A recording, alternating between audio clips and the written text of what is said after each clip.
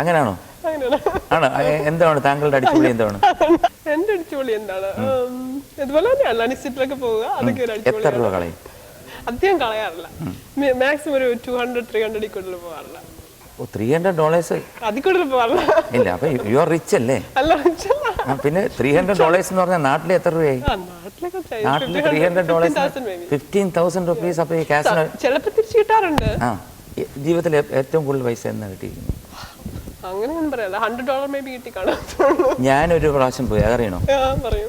ഞാനിവിടെ Las Vegas എന്ന് പറഞ്ഞ സ്ഥലമുണ്ടല്ലോ, അവിടെ എല്ലാ വർഷവും ഒരു 3 വർഷം അടുപ്പിച്ചിട്ട് ഞാൻ, പ്രിയദർശൻ, മോഹൻലാൽ, എന്നിട്ട് പ്രിയദർശൻ്റെ വൈഫ് ലിസി, എൻ്റെ വൈഫ് അനി, സുചി, ഞങ്ങളെല്ലാം കൂടെ പോയിട്ട് അവിടെ ഭയങ്കര ഗാംബ്ലിംഗ് ആയിരുന്നു. അപ്പോൾ ഈ ഇവരെല്ലാം, എനിക്ക് അത്രയും പൈസ ഒന്നുമില്ല, ഇവരൊക്കെ കോടീശ്വരന്മാരാണ്. അവർ ഈ ഡോളേഴ്സ് വെച്ച് കളിക്കാൻ തുടങ്ങിയപ്പോഴത്തേക്ക് ഞാനും മോശക്കാരനാവരുതല്ലോ. അങ്ങനെ കളിച്ച് എനിക്ക് $4,000 പോയി. $4,000 എന്ന് പറഞ്ഞിട്ട് അപ്പോൾ ഒന്നും ഞാൻ അറിഞ്ഞില്ല. കാരണം ഈ ഒരു ന്യൂ ഇയർ ലഹരിയിലങ്ങ് പിന്നെ മുങ്ങിപ്പോയി. അത് കംപ്ലീറ്റ് ഈ കാസിനോ എന്ന ഭൂതം വിഴുങ്ങി. ഈ സംഗീത ജീവിതത്തിൽ ഇനിയുള്ള ലക്ഷ്യങ്ങൾ എന്തൊക്കെയാണ്? ഇനിയുള്ള ലക്ഷ്യം എന്ന് പറഞ്ഞാൽ സംഗീതം തന്നെ. കാരണം എനിക്ക് വേറൊരു തൊഴിലും അറിഞ്ഞില്ല. ആകെ അറിയാവുന്ന സരിഗമപദരിസ ഇത്രേ അറിയോ. അപ്പോൾ എൻ്റെ ലക്ഷ്യം സംഗീതം മാത്രമാണ്. ഇതിൽ ഒരു സ്കൂൾ സ്റ്റാർട്ട് ചെയ്യുക. അതും എൻ്റെ ലക്ഷ്യം എന്ന് പറഞ്ഞാൽ സരിഗമ സ്കൂൾ ഓഫ് മ്യൂസിക് എന്ന് പറഞ്ഞിട്ടൊരു, സരിഗമയാണ് എന്നെ ഒരു വിധം പോപ്പുലറാക്കിയ ഒരു. അപ്പോൾ സരിഗമ സ്കൂൾ ഓഫ് മ്യൂസിക് എന്ന് പറഞ്ഞിട്ടൊരു സ്കൂൾ തുടങ്ങുക. എന്നിട്ട് പാവപ്പെട്ട കുട്ടികൾക്കൊക്കെ ഫ്രീ ആയിട്ട് പഠനം കൊടുക്കുക. അങ്ങനെയൊക്കെ ഒരുപാട് ആഗ്രഹങ്ങളുണ്ട്. അത് നടക്കുമെന്ന് അറിഞ്ഞൂടാ. നമുക്ക് ആഗ്രഹിക്കാമല്ലോ. വാനോളം ആഗ്രഹിച്ചാലേ കുന്നോളം കിട്ടും. ശരിയാണ്. ഇന്നത്തെ കാലത്ത് ഐഡിയ സ്റ്റാർ സിംഗർ എസ്പെഷ്യലി വന്നത് കാരണം എല്ലാവർക്കും, എല്ലാ മാതാപിതാക്കൾക്കും തന്റെ കുട്ടി ഒരു പാട്ടുകാരനാകണമെന്നുള്ള ഒരു ആഗ്രഹമുണ്ട്. തീർച്ചയായിട്ടും അത് വളരെ നല്ലൊരു പ്ലാറ്റ്ഫോമാണ് ഏഷ്യാനെറ്റ് നൽകിയിരിക്കുന്നവർക്ക്. എന്തെന്നറിയോ? കാരണം ഈ കുട്ടികൾ വന്നിട്ട് ഇങ്ങനെ പാടുമ്പോഴത്തേക്ക് സത്യം പറഞ്ഞാൽ അവർക്ക് കിട്ടുന്ന മൈലേജ് എന്ന് പറഞ്ഞൊരു കാര്യമുണ്ട് അല്ലേ? കാരണം ഇപ്പം ഞാനൊക്കെ പണ്ട് പാടുമ്പോഴത്തേക്ക് എനിക്ക് എത്രയോ സിനിമയെ പാടിയിട്ട് പിന്നെ TV, ദൂരദർശനാണ് ആദ്യമായിട്ട് വരുന്നത്. ദൂരദർശൻ വന്നിട്ട് പിന്നെ അത് കഴിഞ്ഞിട്ട് എത്രയോ കഴിഞ്ഞിട്ടൊക്കെയാണ് ഏഷ്യാനെറ്റ് വരുന്നത്. പിന്നെ അപ്പോഴൊക്കെയാണ് എന്നെ തിരിച്ചറിയാൻ തുടങ്ങിയത്. ഓ, ഇതാണ് MG ശ്രീകുമാർ. ഇപ്പോൾ അങ്ങനല്ല. ഇപ്പോൾ കുട്ടപ്പൻ പിള്ള എന്നൊരു പാട്ടുകാരൻ വന്ന് പാടിക്കഴിഞ്ഞാൽ പിറ്റേ ദിവസം താങ്കൾ ഇവിടെ നിന്ന് പറയും, oh that's Kuttappan, is very good, he sang that song nicely, can we call him to America, we will give the expenses of all his expenses, call him എന്നൊക്കെ പറയും. ഞാനൊക്കെ ആദ്യം ഇവിടെ വന്ന് ഇറങ്ങിയപ്പോഴത്തേക്ക് എനിക്ക് ഇപ്പോഴും ഓർമ്മയുണ്ട്. ഈ ന്യൂജേഴ്സിയിലാണ് നമ്മൾ ഇരിക്കുന്നത്. ഇതെൻ്റെ വീടാണ്. ന്യൂജേഴ്സിൽ ഞാൻ പുതുതായിട്ട് വാങ്ങിച്ച വീടാണ്. അപ്പോൾ ഇവിടെ ഞാൻ ആദ്യമായിട്ട് വന്നിറങ്ങിയപ്പം ഒരു മനുഷ്യൻ്റെ അടുത്ത് ചോദിക്കുകയാണ്, താങ്കൾ ആരാണ്? വളരെ പണ്ട്, അതായത് I think it was in 89. അപ്പം ഞാൻ പറഞ്ഞു, ഞാൻ MG ശ്രീകുമാർ എന്ന്. പുള്ളി പറഞ്ഞു, ഞാൻ കേട്ടിട്ടേ ഇല്ലെന്ന്. അന്ന് ഞാൻ ഏകദേശം 89 ഒരു 10-20 സിനിമയിൽ പാടിയിട്ട് വന്ന മനുഷ്യൻ്റെ അടുത്ത് ഇവിടുത്തെ ആൾക്കാർ പറയാൻ കേട്ടിട്ടില്ലെന്ന്. സോ ദാറ്റ് മീൻസ് മീഡിയ ഇല്ല. ഇന്ന് മീഡിയ ഭയങ്കര വൈഡാണ്. ഒരു പ്രാവശ്യം പറഞ്ഞാൽ മതി. ഇപ്പൊ ഈ ഇന്റർവ്യൂ കഴിയുമ്പോൾ താങ്കളൊക്കെ എവിടെ റാന്നിയിലൊക്കെ ചെന്ന് ഇറങ്ങാൻ പറ്റത്തില്ല. ആരാധകന്മാരെ ചുറ്റും കൂടും. കല്യാണം കഴിച്ചാണെന്നൊന്നും പറയത്തില്ല. പിന്നെ അവസാനം വലിയ പ്രശ്നമാവും. തോന്നുന്നുണ്ടോ? അങ്ങനെ തോന്നില്ല. പണ്ട് കുഞ്ചൻ നമ്പ്യാർ പാടിയിട്ടുണ്ട്, പാട്ടുകാർക്ക് വിശന്നിട്ട് സ്വരവും നിശ്ചലമായി പാടിയിട്ടുണ്ടല്ലോ. അപ്പം ഇപ്പോഴത്തെ തലമുറ ആക്ച്വലി അവരുടെ താല്പര്യം, സംഗീത താല്പര്യം ആഹാരത്തിന് വേണ്ടി ആണെന്ന് തോന്നുന്നുണ്ടോ? ഒരിക്കലും അല്ല. കാരണം ഇപ്പം നമ്മുടെ നാട്ടിൽ പോവർട്ടി എന്ന് പറഞ്ഞാൽ വളരെ കുറഞ്ഞു വരികയാണ്. നമ്മുടെ പഴയ സിനിമകൾ എടുത്ത് ശ്രദ്ധിച്ചിട്ടുണ്ടോ? പഴയ സിനിമകൾ, അതായത് എന്താണ് തുലാഭാരം, അതുപോലത്തെ സിനിമകൾ എടുത്തു കഴിഞ്ഞാൽ എല്ലാം പോവർട്ടിയെക്കുറിച്ചാണ്. എല്ലാം, അതായത് ഇവിടെ അരിയില്ല, കുഞ്ഞെ വീട്ടിൽ അരിയില്ല, അരി വാങ്ങിച്ചുകൊണ്ട് വന്നുകൊണ്ട് നസീർ സാർ അരി വാങ്ങിക്കാൻ പിന്നെ സൈക്കിൾ റിക്ഷ എടുത്തുകൊണ്ട് പോകണു. പിന്നെ ഓടയിൽ നിന്നെന്നുള്ള ചിത്രത്തിൽ ഒരു കുട്ടിയെ എടുത്ത് വളർത്തുന്നു. അങ്ങനെയൊക്കെ ദാരിദ്ര്യത്തിൻ്റെ ഒരു ഹൈറ്റായിരുന്നു. പക്ഷേ ഇന്ന് ഇന്ത്യയെ സംബന്ധിച്ച് ഐ തിങ്ക് ആ ഒരു ലെവലിൽ, എനിക്ക് പൂർണ്ണമായിട്ടില്ല എന്ന് പറയാൻ പറ്റില്ല, ബോംബെയിലൊക്കെ പോയി കഴിഞ്ഞാൽ വളരെ കഷ്ടം തോന്നും. അപ്പോൾ ആ ഒരു ലെവലിൽ വളരെ കുറഞ്ഞിട്ടുണ്ട്. അതുകൊണ്ട് ഒരിക്കലും പാട്ടുകാർ, അന്നത്തിന് വേണ്ടി പാടുന്ന പാട്ടുകാർ എന്ന് പറഞ്ഞാൽ ഞാൻ വിശ്വസിക്കില്ല. ഒരുപക്ഷെ നിങ്ങൾ ഉദ്ദേശിക്കുന്ന ഐഡിയ സ്റ്റാർ സിംഗറിലെ സന്നിധാനന്ദനെയോ അല്ലെങ്കിൽ സോമദാസനെയോ ആണെങ്കിൽ അവരന്നത്തിനൊന്നുമല്ല. അവരെന്നും മിക്കവാറും സ്വിറ്റ്സർലൻഡിലും ഇംഗ്ലണ്ടിലും ഒക്കെ ആയിട്ട് കറങ്ങി കിടക്കുകയാണ്. കാരണം അവർ അന്നത്തിനൊന്നും ഒരു പ്രശ്നമില്ല. They are very much rich.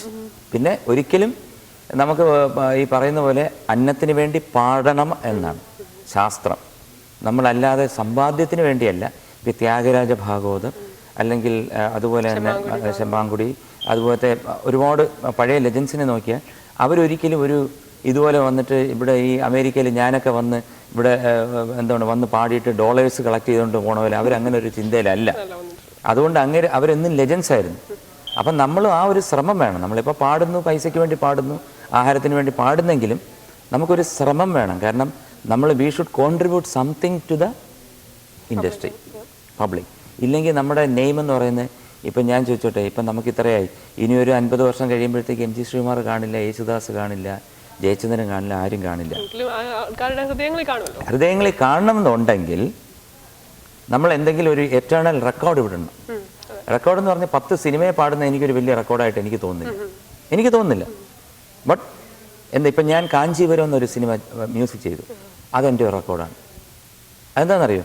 ഒരേ രാഗത്തിൽ, ഒറ്റ രാഗത്തിൽ, അതായത് പിന്നെ നാട്ടയുടെ ജന്യരാഗമായ ഒരു ജന്യരാഗവും നാട്ടയും കൂടെ ചേർന്നിട്ടാണ് അതിനകത്തെ ബാക്ക്ഗ്രൗണ്ട് സ്കോറും പാട്ടും എല്ലാം ഞാൻ ചെയ്തത്. I expected A national award for that. അപ്പോൾ അങ്ങനെയുള്ള പടങ്ങൾ ചെയ്യുക, നാഷണൽ അവാർഡ് കിട്ടുക, സ്റ്റേറ്റ് അവാർഡ്സ് കിട്ടുക, ഇതൊക്കെയാണ് റെക്കോർഡ്സ്. പിന്നെ നമ്മുടെ മനസ്സിലുള്ള പാട്ടുകൾ, നമ്മുടെ മനസ്സിലുള്ള വികാരങ്ങൾ, നമ്മുടെ മനസ്സിലുള്ള സംഗീതം, അത് നമ്മൾ നല്ല രീതിയിൽ നമ്മൾ തന്നെ വർക്കൗട്ട് ചെയ്തിട്ട് നല്ല നല്ല ആൽബംസ് ഇറക്കുക. അപ്പോൾ അത് ലൈഫ് ലോങ് നിൽക്കും. ഇപ്പം തന്നെ ഞാൻ രാഗസാഗരം എന്ന് പറഞ്ഞിട്ടൊരു ഓഡിയോ ഇറക്കിയിട്ടുണ്ട്. കൃഷ്ണ നീ വേഗനെ മാറൂ, അത് പിന്നെ രാഗസുധാരസ ആ കീർത്തനം, അങ്ങനെ പിന്നെ ഒരുപാട് കീർത്തനങ്ങൾ വെച്ചിട്ട് നല്ലൊരു പുതുമയോട് കൂടി ഇറക്കിയിട്ടുണ്ട്. എനിക്ക് ഐ എം ഷുവർ എൻ്റെ കാലശേഷവും ആ CD എന്നെന്നും എൻ്റെ ഒരു ഓർമ്മയായിട്ട് നിൽക്കുന്നു. അങ്ങനെ ഉള്ള ഓർമ്മകൾ, അങ്ങനെയുള്ള മൈൽ സ്റ്റോൺ സൃഷ്ടിക്കുക എന്നുള്ളതാണ് എൻ്റെ ലക്ഷ്യം. അല്ല ചുമ്മാ സിനിമയിൽ ഏതാങ്കണക്കത്തില്ല, അതും വേണ്ടെന്ന് പറയുന്നില്ല, അത് നമ്മുടെ part of the job. But നമ്മളൊരു കലാകാരൻ എന്ത് ചെയ്യണം എന്ന് ചോദിച്ചു കഴിഞ്ഞാൽ അത് ഇങ്ങനത്തെ മൈൽ സ്റ്റോൺസ് ഉണ്ടാക്കിയിടണം. അതിനെന്താ ബേസിക്കായിട്ട് വേണ്ടത്? കഴിവ് വേണം. ഈ കഴിവില്ലാതെ വരുമ്പോഴാണ് ഒരു കലാകാരൻ മറ്റേ കലാകാരനെ കുത്തുന്നത്. അത് കൊള്ളില്ല, ഇത് കൊള്ളില്ല, അല്ലെ യേശുദാസിൻ്റെ മറ്റേ പാട്ട് കൊള്ളത്തില്ല, എം ജി ശ്രീകുമാർ പാടി ഇത് കൊള്ളത്തില്ല എന്ന് പറയുന്നത് കഴിവില്ലാതെ നിൽക്കുന്ന ആൾക്കാർ ചുറ്റും നിന്ന് കുരയ്ക്കുന്നതാണ്. അതിനകത്ത് നമ്മൾ മൈൻഡ് ചെയ്യരുത്. ഒരു കലാകാരൻ മൈൻഡ് ചെയ്ത് 10 പേര് നമ്മളെക്കുറിച്ച് പരാമർശിച്ചു കഴിഞ്ഞാൽ നമ്മളത് അഭിമാനിക്കുക. കാരണം നമ്മൾ അത്ര ആയതുകൊണ്ടല്ലേ നമ്മളെപ്പറ്റി പരാമർശിക്കുന്നത്. അതാണ് വേണ്ടത്. So there should be aim for every musician to put some milestones before his death. ഇപ്പോൾ എം ജി ശ്രീകുമാർ സാറിൻ്റെ അമ്മയും ഒരു പാട്ടുകാരി, അച്ഛനൊരു നല്ല വോക്കലിസ്റ്റ് വോളനിസ്റ്റാണല്ലേ, അതുപോലെ ബ്രദർ പാടും, സിസ്റ്റർ പാടും. ഇങ്ങനെ ഈ ജീൻ കാരണമാണോ ഇത്രയും വരുന്നത്, അത് ഒരുപാട് ഹാർഡ് വർക്കിന്റെ പുറകിലുണ്ടോ? You said it. That's a gene. That's a gene. Hard work ഇല്ല എന്ന്. ഹാർഡ് വർക്ക് ഉണ്ട്, ഹാർഡ് വർക്ക് വേണം. ഇപ്പം താൻ പാതി ദൈവം പാതി എന്ന് പറയുന്നില്ലേ, എന്ന് പറഞ്ഞ പോലെ എൻ്റെ അച്ഛൻ എനിക്ക് തന്ന ഞാൻ കൊച്ചിലെ ബീഡിയും വലിച്ച് വെള്ളം അടിച്ച് കളഞ്ഞിരുന്നെങ്കിൽ ഇത് ഒരിക്കലും എനിക്കിവിടെ എത്താൻ പറ്റില്ല. ജീൻ എന്ന് പറഞ്ഞ ഏറ്റവും വലിയൊരു സംഭവമാണ്. ചിലപ്പോൾ ചോദിക്കാം, അച്ഛനും അമ്മയും പാടില്ല, കുട്ടി മാത്രം നന്നായിട്ട് പാടുന്നു, നല്ല രീതി വന്നു എന്ന് പറയാം. എന്ന് പറയുമ്പോൾ അതിൻ്റെ പുറകിലൊരു കാര്യമുണ്ട്. ജന്മാന്തരങ്ങൾക്ക് മുമ്പ് ആ കുട്ടിയുടെ അപ്പൂപ്പനോ മുത്തച്ഛനോ ചിലപ്പോൾ നല്ല പാട്ടുകാരൻ, തലമുറയ്ക്കുള്ളിൽ ആരെങ്കിലും പാട്ടുകാരനായിട്ട് ആകാൻ ആഗ്രഹിച്ച് അത് നടക്കാതെ പോയ ഒരു സംഭവം, അതിൻ്റെ ആത്മാവ് നമ്മുടെ നിന്ന് കയറുന്നതായിരിക്കും. എന്ന് പറഞ്ഞ് ആത്മാവിൽ പ്രതീക്ഷയുണ്ടോ എന്ന് ചോദിക്കേണ്ട, അതങ്ങനെയൊക്കെ ഉണ്ട്. ആത്മാവിൽ വിശ്വാസമുണ്ട്, മരിച്ചാൽ ജീവിക്കും. കാരണം ചിലപ്പം ഒരു അമ്മയുടെയോ അമ്മൂമ്മയുടെയോ ആഗ്രഹങ്ങൾ സഫലീകരിക്കാതെ പോയ അവരുടെ സംഗീത അഭിലാഷങ്ങൾ ചെറുമക്കളിലൂടെ വരാം.